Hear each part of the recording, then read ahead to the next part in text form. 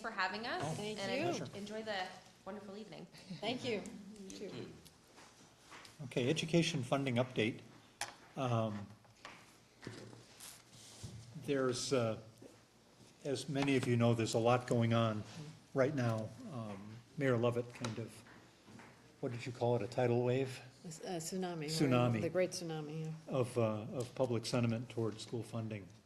Tomorrow, there's a hearing down in Concord, which I'm going to, and I think you're going to go to as Yes. well, and testify in front of the Senate. And what they are considering is, I'm going to read it right off the email that I got from the New Hampshire's Funding Fairness Project. Restoring lost stabilization grants to 2016 levels in fiscal year 2020. Now, what does that mean? We've been losing about 220 a year, Yeah. so that would be a substantial amount of money that would be put back into the school budget. Significantly increasing state education spending beginning in fiscal year 2021, with meaningful aid specifically targeted for struggling districts, and establishing a funded independent commission to devise a long-term sustainable constitutional plan for education funding. Heather Whitney and I, a week ago today, went to Newport. There was a group there that was fairly well attended. Yes, it was. It was in the cafeteria at Newport Middle High School. And there were probably, I don't know, 50 or 75 people in attendance. Oh, that's good. And it was put on by Kathy Hubert, and I don't remember the gentleman's name. Oh, got him right here. And they were kicking it off and getting people thinking about this. And there were some different points of view in the audience, for sure. Newport's can be a tough crowd sometimes, and they were, these people were just getting used to it. But there was some discussion of capital gains tax being part of it initially. So 5%. yeah, so we'll see how that pans out. But again, there were a lot of people with a lot of comments and a lot of takeaways, and I think that it was pointed out that New Hampshire has, this is not true of Claremont, but it is true of New Hampshire, that the per capita median income, I believe, is about 74, almost 75,000. Yeah, We're that's like way number below 6 in the ours. country. We are fourth in the country. Fourth in the country. Claremont is substantially less than that. So when people will say, well, look how much people make in New Hampshire, Claremont, I believe, is around 45,000. And so it isn't necessarily tax rate, it's tax rate compounded by the ability to pay, which is pretty significant here in Claremont. So it was a lively discussion. There were several state reps there. Mr. Stapleton was there, Mr. Cloutier was there, and Skip Rollins was there, one of the Newport Our reps. state senator. And a state senator. Yeah, Martha Ward. Martha Hennessy? Yes. Or Martha Ruth Ward? Hennessy. Hennessy. Martha Hennessy. Yeah, was there. So it was good. It's as Charlene said, it's the beginning of a tsunami. Another thing I would point out is there are places that you can go online and check how your reps are voting on these things.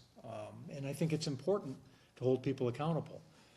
There's a lot of pressure, I think, behind the scenes on people to vote a certain way or not vote a certain way. And I think it's important to remind people that they have constituents that are watching, and promises that were made to those constituents. So I would urge everyone to go in on some of these really important issues, or whatever's important to you, to go in and monitor as these things come through legislatively, what the position of your legislators or senators are, and remind them who the boss is, and it can cause no harm to do that. So, but the school board is very active. Jason Benware and I have gone down a couple of times. Heather and I went over last Monday. I'm going down again tomorrow. So we're really paying attention, so. Go ahead. Good. Yeah, so to dovetail off of what Chair Sprague said, I'm down there a lot testifying about the same issues because obviously this impacts us as a community. When you compound what, as Chair Sprague said, the tax rate with the ability of people to pay those taxes, to fund our schools adequately, to have the school system that we all want, because having the right type of school district is a huge component of growing a community. The impact is enormous. If we are successful, and we are not alone, I've been following this issue at the State House for several years. It's just come at a critical point because so many communities are impacted. Across the state, they have reduced the stabilization grants by 4% a year. It's impacting everybody. Per year. Per year. Yeah. So when we were down at the State House last time, it wasn't just Berlin testifying or Claremont testifying. It's Manchester testifying. And Keene. It is impacting everybody across the board. 77% Yep. of the towns receive stabilization grants. Yeah, 77% are negatively impacted by the current structure. Yeah. It's only 23% of the districts are in good shape, and 77% are not. So we have an opportunity, and what went out was they anticipate such a big showing, and the Senate Finance Committee's meeting tomorrow. It's not just about education funding. It's about all of the funding issues in HB2, and so there's going to be from 1 to 5 p.m. in Representatives Hall. The Senate Finance Committee will hold a hearing.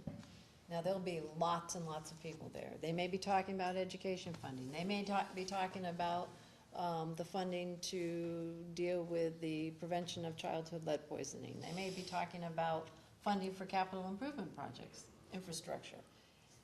People will be going there to talk a lot about different things. So we have been asked, everybody who is coming, to only speak 2 to 3 minutes. So Chair Sprague will be there to focus on school funding. I'm there to focus on all of the funding, the big issues that impact the community. So if anybody here has ideas about what points they would like us to hit home on, please let us know. But there's, in addition to the 1 to 5 p.m., they're also holding another hearing, same day, but at that evening, so people who are working during the day can have an opportunity to testify. That's being held 6 to 8 p.m., again, in Representatives Hall at the State House. And then there's finally a Wednesday evening hearing by the Senate Finance Committee, May 8th. Obviously, the council can't go to that because we'll be at a council meeting, but that's at Manchester City Hall. So they're really trying to provide people within the state to come to the Senate Finance Committee and really talk about what is important to the community as far as funding. Because this is, what has happened is the House bill with all of the funding has passed the House. Now it's going to the Senate. They're going to put their own take on it. And there is no promise at this point in time how it's going to look like at the end. I think there will be some compromises along the way, what they will do, what they won't do. I don't think for a minute personally that they're going to resolve the adequacy funding, because that comes with a formula, and they're going to have to stand up that commission to study it. But that means studying it, and in the meantime, we continue to lose funding, and that we just can't absorb anymore as a community of these losses. So I think it's imperative if they have an immediate moratorium on the stabilization grants. I think that's something critical to push on. and I'd like to hear from the governing bodies what, I would agree with you. I think there's a lot of different bills talking about adequacy, education grants, and what the best thing to do is. I don't think that's going to be resolved anytime soon.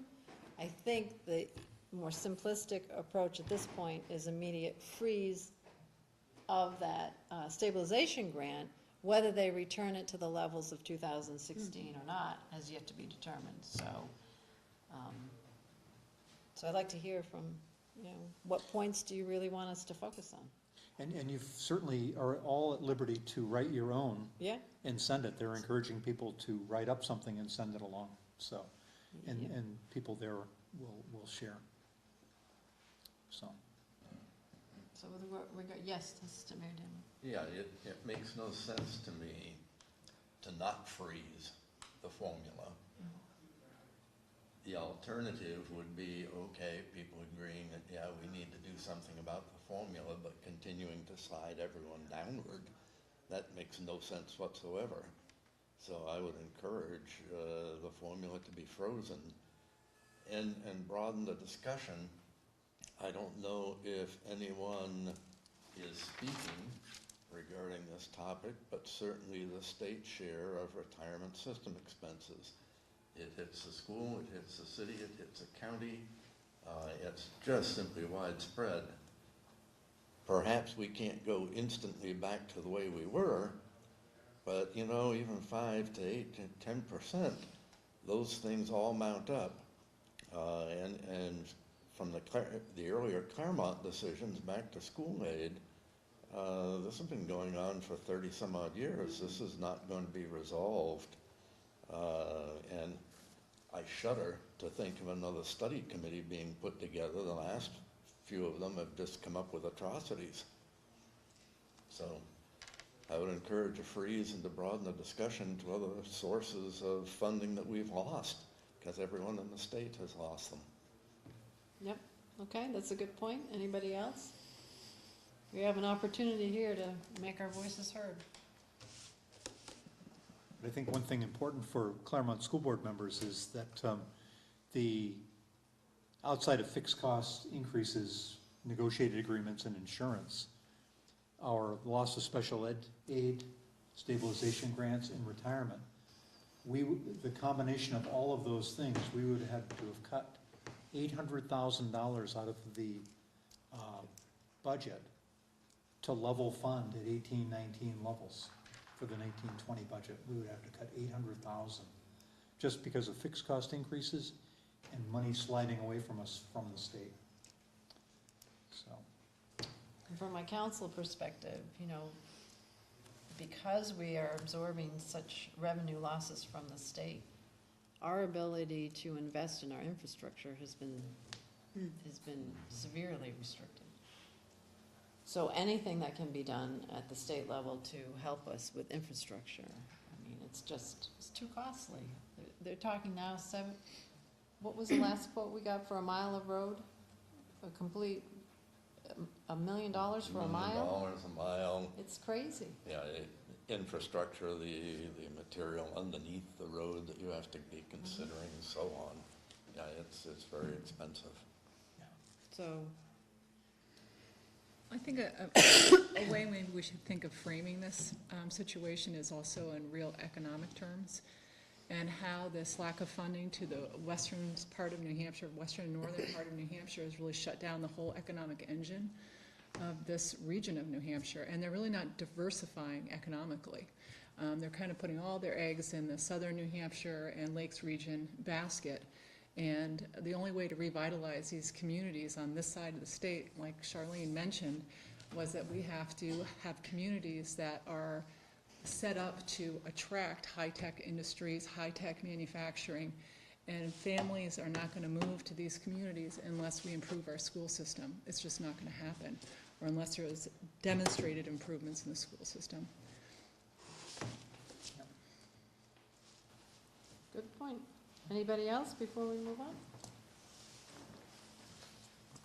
No? Okay. Well, we'll do our best to represent the governing body's concerns, and Yeah, we will. we'll report back. Okay, behavioral health overview. Okay, so this is